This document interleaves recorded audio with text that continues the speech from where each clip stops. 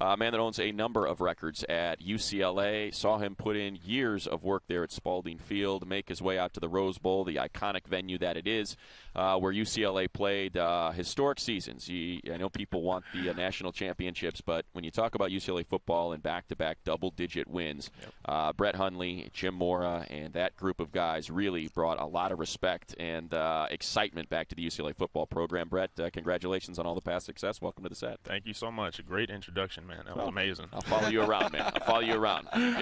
Get you to be the #1 selected quarterback. That's what I'm talking about right there. Well, that's confidence, I imagine, and I assume that's important to you. So give us an idea of what you wanted to accomplish here in Indianapolis. I wanted to come and display my talents, to everybody.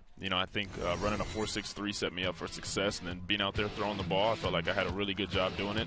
There goes the form right there. I felt good today running around doing the 3-cone, the shuttle, and I felt like overall I did really well today. I'm pleased with my results.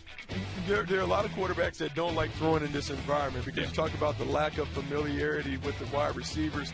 How are you able to overcome that challenge to put on a good display with guys that you didn't know prior to coming in? I think it really just falls on understanding each receiver, but, obviously throwing to them for the first time.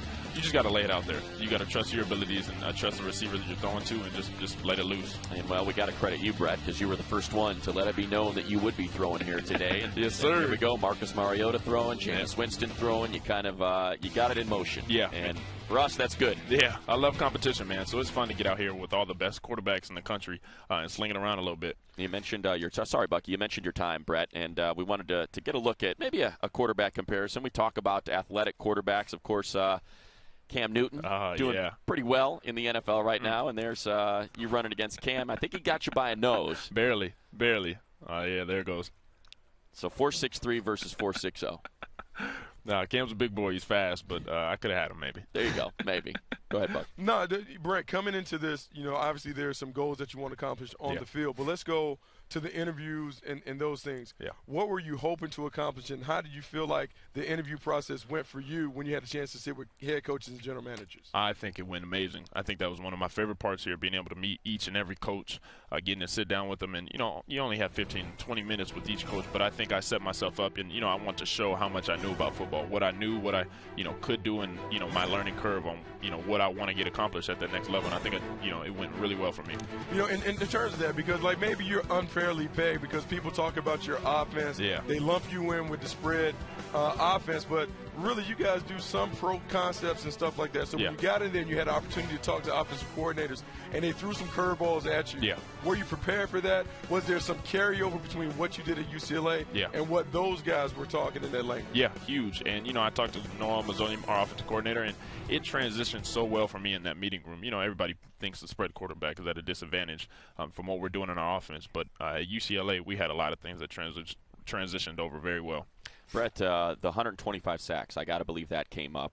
When it does, what do you say? Because obviously the system has something to do with it. Yeah. A lot of empty sets there. Yeah. But what did you bring up when they brought up 125 sacks? I think the one thing is just getting the ball out of your hands. That's huge as a quarterback. But also another thing, when the quarterback runs, if you get tackled in the backfield, that's a sack and it goes down. So, we had a lot of quarterback runs, and if you get tackled in the backfield, it goes down as a sack. But I think just being able to get past the line of scrimmage or throw the ball away or get it out of my hands faster. And I think that's the biggest thing that I had to stress to these teams talking to them. I want to go all the way back into the fall because there was a point right after the Utah game where you said, I just got to get back to playing the way that I play. I understand there are a lot of pressures on you when you hear the outside voice from guys like myself and others. Mm-hmm. How tough is it to balance listening to what people are saying that you need to prove and then just playing your game? How tough was that for you? At first you really have to sit down and just understand you got to play your game, and that's what got you to this point. And I think that's what I had to get back to. Obviously I want to prove that I can sit in the pocket, make throws, and do everything that, you guys want to see. But I think after the Utah game, I really sat down with Coach Moore, Coach Mazzoni, and we just said go back to playing football, Brett Hundley football, and that's what I did, and I had some fun doing it. We saw you throwing to, we talked about it when Kevin White was running that 40, a variety of receivers here. What did you work on? I know you mentioned you wanted to hit the number in the 40, and your measurables were great. But in terms of the drops, we saw you working through your drops, your 3 and your 5 and your 7-step drop. How much work did you have to put into all of that before you came here? We spent time on that every day.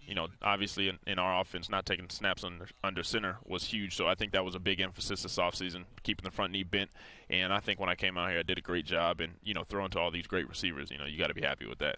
Real quick, last one for me. Yeah. I've heard you talk about the pro comparisons. You've thrown out Donovan McNabb and some other guys. Yeah. Why does your game translate to the pro game, much like Donovan McNabb's game went from Syracuse to being able to be a successful player in Philly? You know, I think it really all comes down to, Donovan McNabb is a great quarterback, and I would love to do everything that he's done in the league. But being able to sit in the pocket and make throws and also create something with your legs, the athletic ability goes a long way in the NFL. So being able to sit in the pocket and make throws just like Russell Wilson, and also when things break down, being able to run and escape and make a play.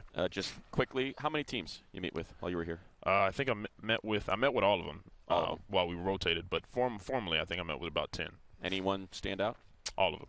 All of them. You don't want to give us all of them stood out. Every single team. He's too polished. Trying to throw me under, man. He's too polished. Brett Hundley, congratulations on all the past success. We look forward to seeing you at the draft. Thank you so much for having me. All right, there we go.